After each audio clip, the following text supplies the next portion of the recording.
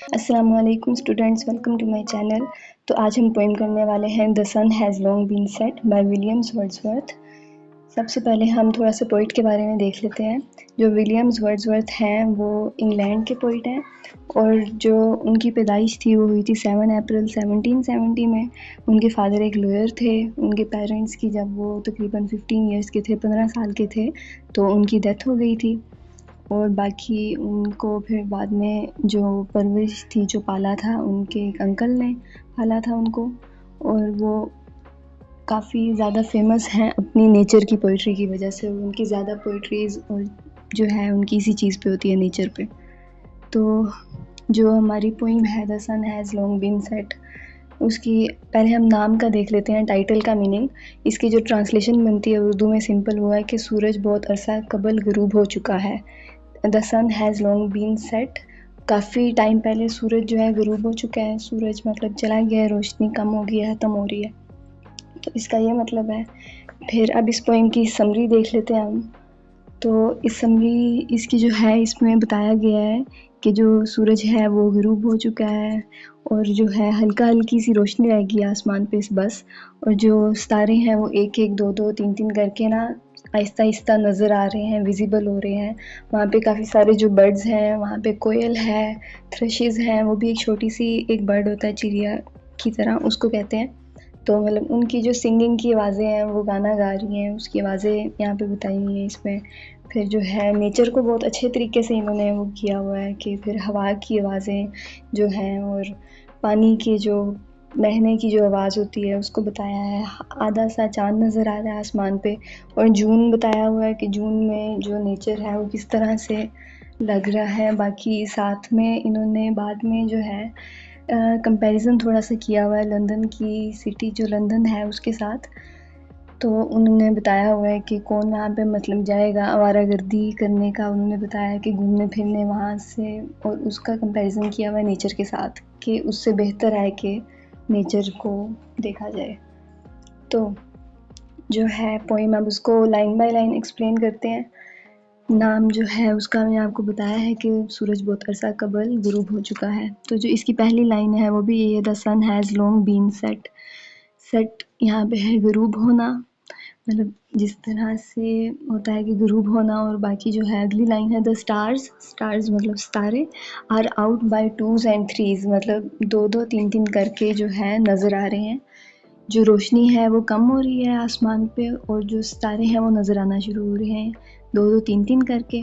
फिर अगली लाइन है, the little birds are piping yet. Piping का मतलब है कि सिंगिंग करना, चार्मिंग, येट मतलब अभी मतलब उन्होंने शुरू कर दिया है। द लिटिल बर्ड्स जो छोटे छोटे परिंदे हैं, उन्होंने जो है सिंगिंग करना शुरू कर दी है। अमंग द बुशेस, बुशेस मतलब झाड़ियाँ, और मतलब झाड़ियाँ जो होती हैं वो, और दरख्त मतलब उनके दरमियान, उनके इर्द गिर्द, अमंग द बुशेस जो है उनमें उन्होंने शुरू कर दी हैं अपनी जो सिंगिंग है चिड़ियों ने, और जो परिंदे हैं वहाँ पे वो।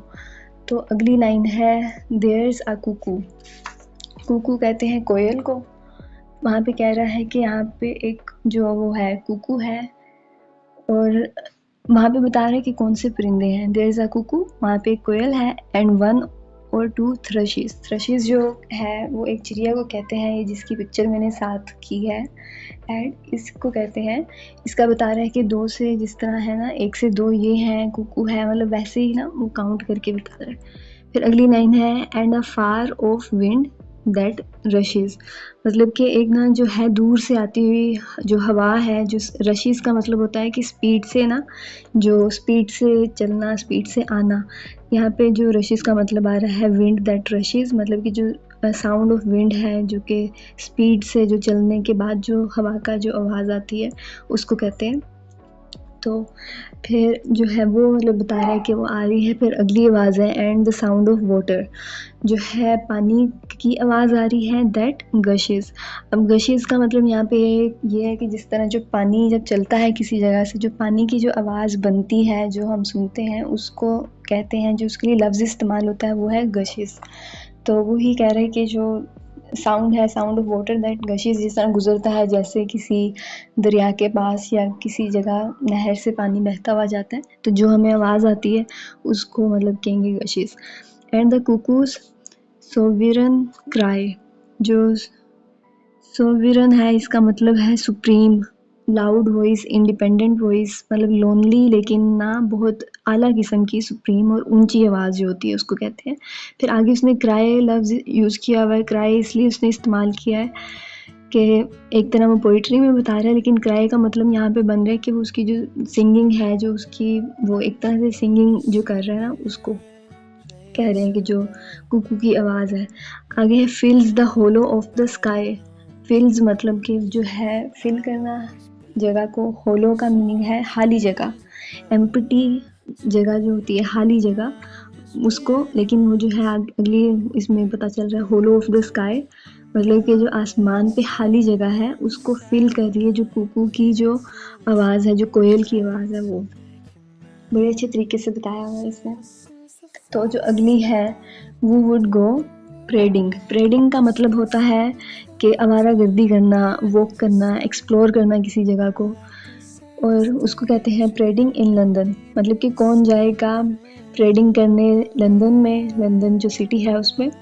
एंड मैस्कुरेडिंग, मैस्कुरेडिंग का मतलब है कि जो लंदन में पार्टीज़ वगैरह होती हैं, जहाँ पे एक तरह की पार्टी होती है जिसमें लोग मुंह के ऊपर एक मास्क होता है वो लगा के जाते हैं, अपनी आइडेंटिटी छुपाते हैं, एक तरह से वो आइडेंटिटी नहीं पता होती उनकी, और वो मतलब वहाँ पे जाते हैं और एक तरह की वो पार्टी होती है।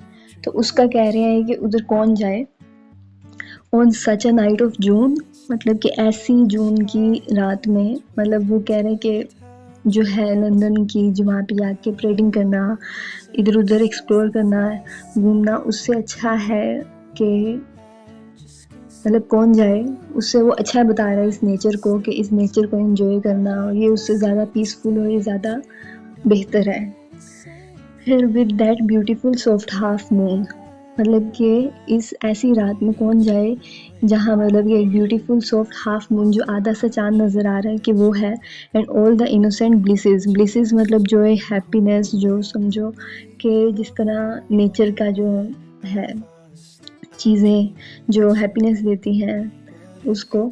इनोसेंट का मतलब यहाँ पे ब्यूटीफुल भी है, तो कि ना यही जो सॉफ्ट हाफ मून है, और जो बाकी जो इनोसेंट ब्लिसेस में जो चीज़ें आती हैं वही है कि जो कुकू है, जो थ्रशेस हैं, जो पानी और जो विंड चल रही है, जो हवा चल रही है, उसकी जो आवाज़ है, और जो सितारे नज़र आ रहे हैं, जो आसमान के ऊपर जो रोशनी है हल्की हल्की, उसको वो बता रहा है कि इतनी सारी मतलब जो हैं चीज़ें, उसको छोड़ के कौन जाएगा लंदन।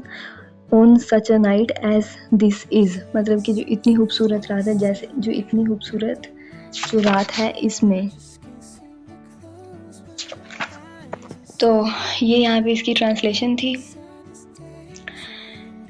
और वर्ड टू वर्ड एक्सप्लेनेशन थी। आगे अब इसका मेन थीम देख लेते हैं। जो मेन थीम है इसमें, जो पोइट जो हमें मैसेज दे रहा है, जो हमें बता रहा है, वो एक तरह से सिटी लाइफ का कंपैरिजन है नेचर के साथ। सिटी लाइफ जो आर्टिफिशियल लाइफ है, जो हमने खुद बनाई हुई है, जो चीज़ें मतलब आर्टिफिशियल हैं, उसका कंपैरिजन कर रहा है नेचर के साथ, कि नेचर की खूबसूरती के साथ उसका बता रहा है, जो कि कोई कंपैरिजन नहीं बनता। ये चीज़ें हैं। बाकी पीसफुल लाइफ ऑफ नेचर उसने बताई है, जैसे कि जून है, डस्की, डस्की कहते हैं कि जो है एक तरह से शेड होता है उसका, शेड होता है, शेडी या डार्क कह दें या क्लाउडी कह दें, या जो कम कम रोशनी वाली जो होती है जगह, उसको कहते हैं। तो उस स्काई का कहा हुआ है इसमें कि वैसा जो स्काई है, जो चाँद नज़र आ रहा है, जो हाफ मून है, स्टार्स हैं, जो आवाज़ें हैं इतनी खूबसूरत, जो परिंदों की आवाज़ें हैं, कुकू की, और जो थ्रशिस की, जो हवा की, पानी की जो है आवाज़ें, वो बता रहा है कि इस नेचर का उसने कंपैरिजन किया। इसके ऊपर ये काफ़ी सारे मतलब सवाल बनते भी हैं, इस पे क्वेश्चन आते हैं कि इसके अंदर जो मेन थीम है, तो मेन थीम जो है वो सिटी लाइफ वर्सेस जो नेचर है उसका बताया है इसने।